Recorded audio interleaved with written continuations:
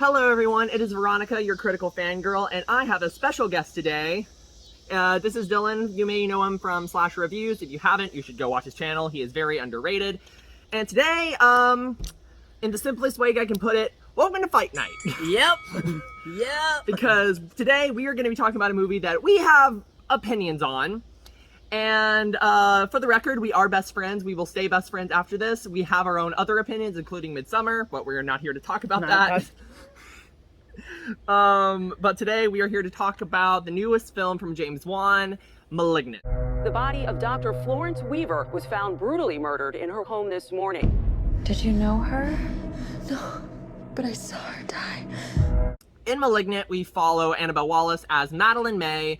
She's in a bad relationship, and after an incident with her abusive husband, she ends up unlocking something that allows her to see visions of murders, but it's as they're happening. And now she has to come face to face with her past and her imaginary friend who goes by Gabriel. Now, I was really looking forward to Malignant. It was a movie that really caught me by the trailers. I heard, everyone heard that it was going to be James Wan's first Giallo movie. And while I haven't seen a ton of Giallo, I do admire the art style and like some of the tropes and cliches in it. And I love the Insidious movies. So, especially the third one, that one actually scared the crap out of me. So I was really looking forward to this. Now, before we get to our disagreements, let's talk about some of the positives I have with the movie. First off, Annabelle Wallis as Madeline, she was amazing in this movie. I honestly think she was a bit too good for the movie, but I think that she was incredible. Yeah, I think that with Annabelle Wallis's character, she rides this level of just like that with level of camp, almost like self-awareness of what type of movie that she's in, while also being downright serious and carrying the entire film. And so therefore, by being serious but also almost side-eyeing that you know you're in a horror film, you're able to lead the people into believing what's going on, but also when, in a sense, for my personal taste, when, let's say, for better lack of word, shit hits the fan and we have this switch or whatnot, I felt like she was able to propel us to be able to just go with the direction that the film goes in. She is very committed to the bit. Yes. Also, another thing I really loved about this movie is the practical effects. Yes. Particularly with Gabriel. While I have some notes about Gabriel that I will mention in a little bit, I love that they actually hired a real contortionist for the film. Yes. They hired two, right? I think so. It was one. I know one was Troy James, or Twisty Troy, as he's known on the internet. But I know that they hired like another one. I just can't remember their name. But I do really love that choice, and especially in the final act where shit hits the fan completely. Yes. And we'll get to that. We'll get to that final act eventually. Hey, and if you haven't catch my drift, I'm a massive fan of this movie. Like a massive fan. Yeah. Like this is like what I love to see when I go to the cinemas for horror. Like this is the level of mainstream horror film. Now, while as someone who actually has seen a lot of Giallo, I want to say that I don't think that this movie is Giallo at all.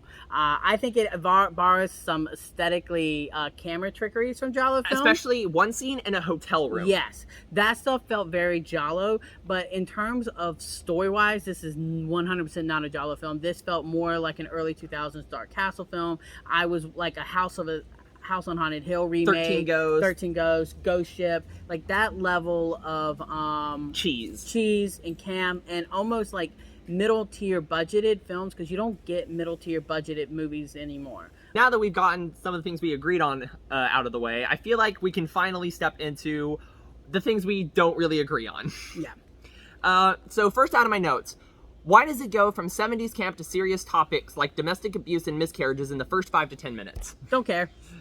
Don't care. I don't know. I actually kind of loved the whole baby subplot thing, because clearly in order for Gabriel... They do explain it, I will say, they do explain it near the end that it wasn't the husband, so... Yes, and I honestly, it's so dark and demented at the idea that the reason why Gabriel was able to stay alive is because he was eating off her dead fetuses. Ugh. So for me, as someone who likes demented and dark transgressive stuff, like that was pretty cool. I actually really like that. I can understand why some people might have a hard time. It was such a sharp left turn into dark, like the twist. Not necessarily the twist itself, just how they dropped so many hints that they made the twist predictable. Okay, so I think everyone will agree that they believe that they were connected in some form of way. I did not believe that it was an actual head on the back of her.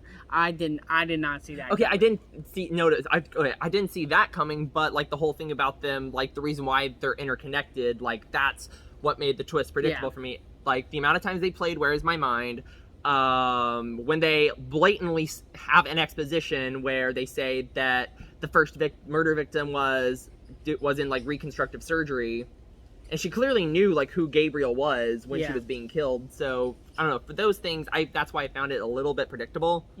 I really loved the whole police procedural thing. Okay, this is our biggest disagreement because I fucking hated that scene.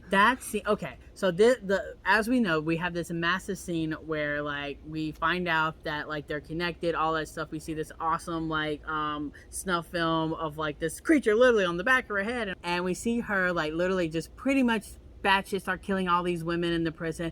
It is shot just like a James Wan action film. I thought it was shot like a PlayStation 2 game. I'd play that game. I would buy that game at a full retail price of $120. Like it'd be like the Evil Within. Yes, I would buy it. Absolutely. Swipe the card. Okay, so overall thoughts and rankings. What on a scale, I do the way I do rankings, if you've seen my channel, is A+ to F. So what would you rank this? Like just overall thoughts and then ranking. Okay, so I gave this. I do number scores out of 5. So for me, my score was 4.5 out of 5. So that would be an A. Okay. That would be an A. And normally, and I would thought that maybe on rewatches this would go down, but it has stayed there the whole time. Okay. I can't wait to see what my opinions are on this movie in like 5 years, because I feel like then it might just go flat out 5 out of 5. In my first viewing, I would have given this movie a D-. Yeah. But after really thinking about this movie and like after going to see it a second time, I would personally rank it, and I kind of like going into it in my second watch, knowing how campy it was and knowing that was the intention, I would personally rank Malignant as a C. Okay. Okay, so hey, if you liked my video, please like, comment, subscribe, hit the little bell, and again, please subscribe to Dylan's channel, Slasher Reviews. Yeah. You expect a lot of reviews from him from Fantastic Fest, and with that, I will talk to you guys later. Bye!